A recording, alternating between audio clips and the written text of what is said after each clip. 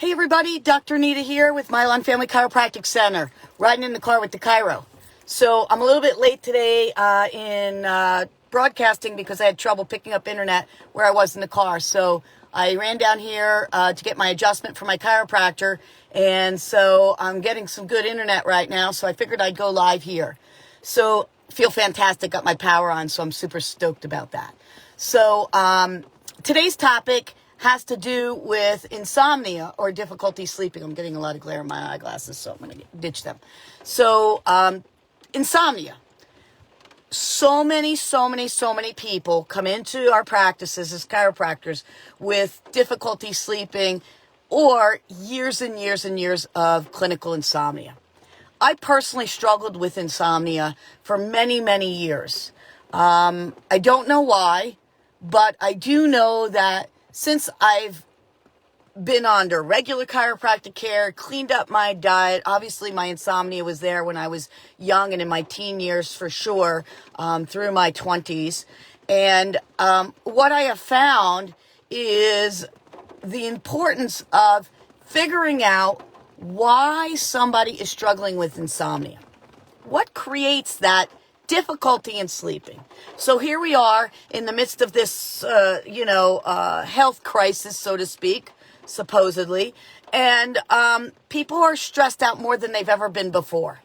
And as a result of that stress, not only of their financial stress of their work when they were shut down, or the instability in their work environment, or the instability in their family life because now their kids are schooling at home, partially at home.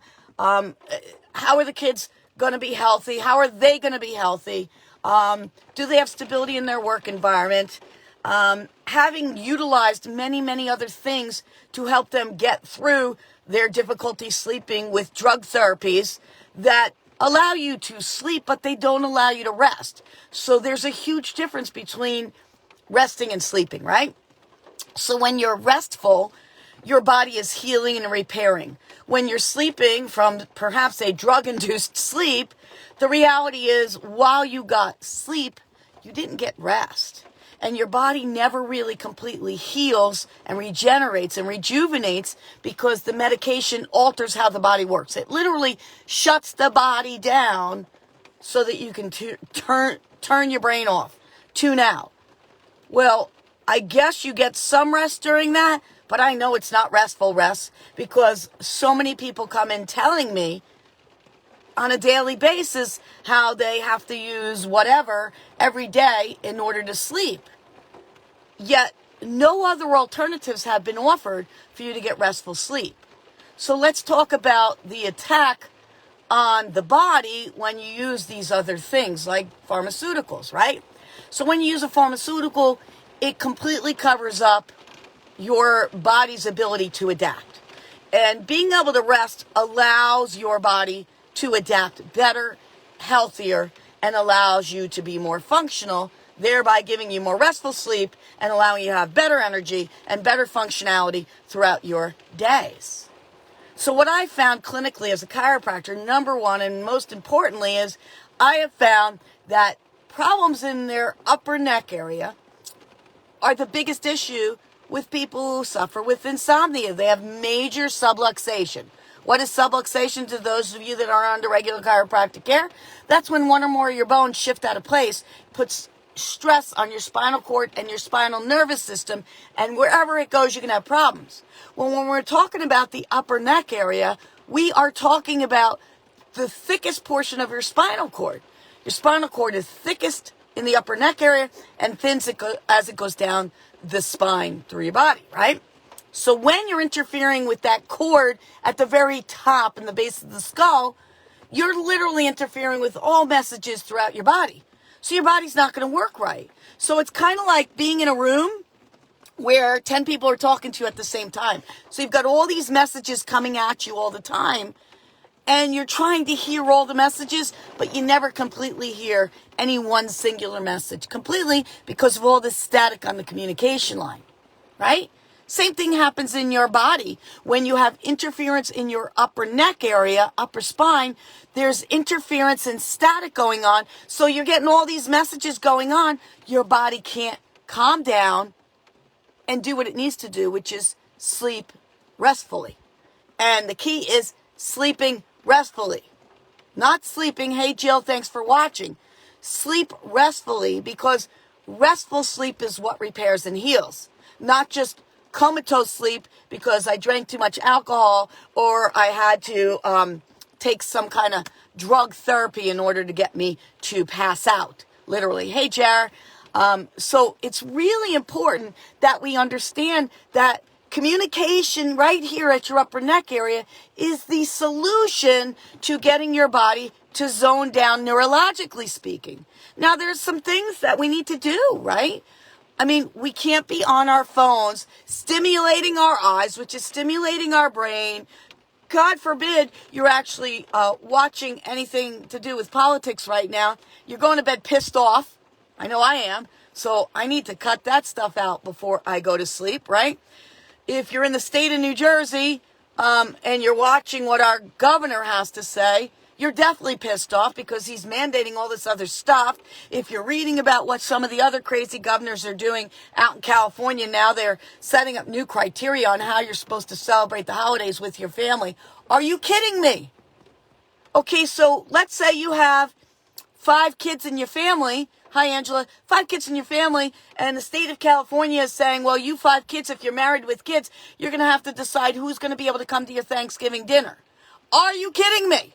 This is getting insane, and I'm not trying to go on a political realm because I can't go there because I just can't go there because that raises my stress level, and I just got an amazing adjustment, so I'm going to stay off of that. We're going to go back to our topic of insomnia. But what I find is people are so revved up that come into my practice with their worries and concerns. So they're on their phones. They're reading Twitter and Instagrams and Facebook crap. But right before they're going to bed, they're lying in bed looking at their phone. Are you kidding? Get rid of that phone. Shut it down. There's a way to shut your phone off so you don't get any messages after a certain hour. Can you set to the settings? And don't ask me how to do it because I'd have to research it. But there's a way to set the settings to go into, like, I think they call it night mode. Shut that stuff off, right? Because you don't need to be feeding yourself and you don't need to be getting a buzz or whatever sound to let you know at 11:30 at night that somebody posted some stupid stuff about what somebody has heard, read. You don't need to know that. You need to be going to sleep, right? You need to figure out what you can do to get your body to zone down. I know that looking at technology is a major no-no because it stimulates your brain. You're visually stimulated, your brain is stimulated, your heart is stimulated because it may be something that pisses you off, right? That is no way to set yourself up to get restful sleep. The other thing is, are you eating late at night? Because if you're eating late at night, that's absurd. Because now your body has to go into overdrive to process what you've eaten. Even if I'm going to say you're eating healthfully, you can't do that. You need to stop eating 2 hours minimally before you decide to go to bed. So make sure that you're not snacking right up until you go to bed. 2 hours. It's hard for some of us. We work late. So you got to eat and stay up that extra 2 hours before you go to bed. I work until after 7 p.m. every night. So I have to make sure I need to stay up until 10:30, 11 o'clock minimally so that I have enough time to eat whatever I'm going to eat when I get home from my office and actually allow some level of digestion before I go to bed. The other thing is if you're stuck at home, working from home, and it's not your fault, I get it, you got to do it, and you're stressing because the kids are home 1 day, 2 days, 3 days, every day, I don't know what it is, it depends on what school district you're in, and you're stressing about helping out your kids with their homework or their schoolwork or whatever stuff that they're doing. You need to draw a line in the sand as to when you're going to have those kids shut that off so that they can get restful sleep, and everybody needs to decompress. So that we're not suffering. Kids are suffering from insomnia because they're hooked up electronically. If you're a parent with a kid with electronics, because they have to have electronics now, the reality is you're still the parent and you need to take control of that in some way and get those kids to shut those electronics off. I know when I was raising my kid, I took it away at a certain time at night. If you're not done with your homework, oh well, you had the opportunity to do it. Tomorrow's a new day. You need to zone down. Yes, there's exceptions to the rule. They got a big test they want. But you need to monitor that they're not just doing social media, that they're actually doing their work. Because if they're not, take that stuff away. Yeah, I'm telling you, take it away. I don't care how pissed off your kids are going to get at you. You're the parent. It's time for you to step up to make sure that your kids are healthy mentally, emotionally. Reading all that stuff is not good for them. Staying on the phone to the wee hours in the morning and getting up and doing it at 2 or 3 o'clock because they woke up. No. They woke up, they go to the bathroom, they go back to bed. There's no social media 2, 3 a.m. in the morning, right? So we need to make sure if we're at home, the snacks that you have at home are good snacks. Guess what? There's no amount of overeating you would do if you eat fresh raw vegetables. I'm telling you, you can eat it all day into the night. You're never going to overeat raw vegetables. You have to have good, healthy snacks available for your kids that taste good. Hummus is a great snack and it's very satiating. And they've got all kinds of different hummuses. So there's something. How about having little guacamoles out there so that they can eat those guacamoles? Let them have snacks that are healthy and filling. How about making some really, really good trail mixes? Throw in a little bit of a treat. You can throw in something that's a little bit sweet, but let's get them something healthful to eat. If your diet is healthy, you're going to rest more healthfully because you're not going to have what we Italians like to call agita late at night. And the last thing, the next thing is exercise during the day. Some people say, I just don't have time. No, I'm sorry.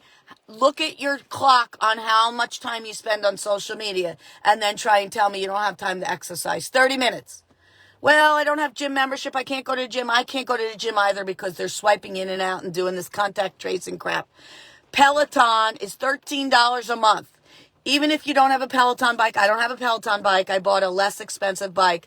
You can do anything from a 10-minute warm-up to a 90-minute workout. So you figure it out. It doesn't have to be on a bike. It could be body pumps. It could be basic stretching. It could be yoga. It could be walking if you have a treadmill. If you're walking outside, guess what? They have the app for $13 a month, $12.99 on any phone, and you can plug in and they can do a walking workout with you. Yes, they can. You can do all core training, which means you need nothing but your body. And they do 5, 10 minute, 15, 20, 25, 30. I mean, you name the time. And on the Peloton app, I know that personally, they have wonderful apps for you to do whatever kind of workout you want to do. You can do the workout during your lunch. You can do the workout, have the kids do it with you. Okay, we're going to take a technology break from school. Everybody, let's put it on and everybody go to this app and we're all going to do the workout together. You can do it. Exercise helps your body rev up and then it teaches your body to rev down. And last and most importantly, if you are not getting your nervous system checked, like I just had my nervous system checked and man, my power is on. I'm fired up now. I'm ready for my day. You need to see your chiropractor. If I'm not your chiropractor, I need to be your chiropractor if you live locally. If you don't live locally, message me. I'll find you a chiropractor that will take great care of you and your family so that you can be at your best and it will allow you to rest restfully, sleep restfully at night. So here's our talk today on insomnia. I've given you the tools. If you're not doing those tools, implement them. No judgment here. Maybe you didn't know that chiropractic can help you with your insomnia. I think of one of my patients who's been taking a medication for 18 years of his life. He's no longer an insomniac. We have supplements that I have in my practice that can help you in the transition off of your medications. If you choose to do that, I'm not telling you to do that, but if you choose to do that, I have supplements that will help you zone down and allow you to rest restfully. Sleep through the night, getting your nervous system checked, exercising, eating right, nutritional support if needed. So this is Dr. Anita. You've been riding in the car with the Chiro. I look forward to seeing you. I won't be here next week. I'm taking a few days off, mental health break. Even I need that.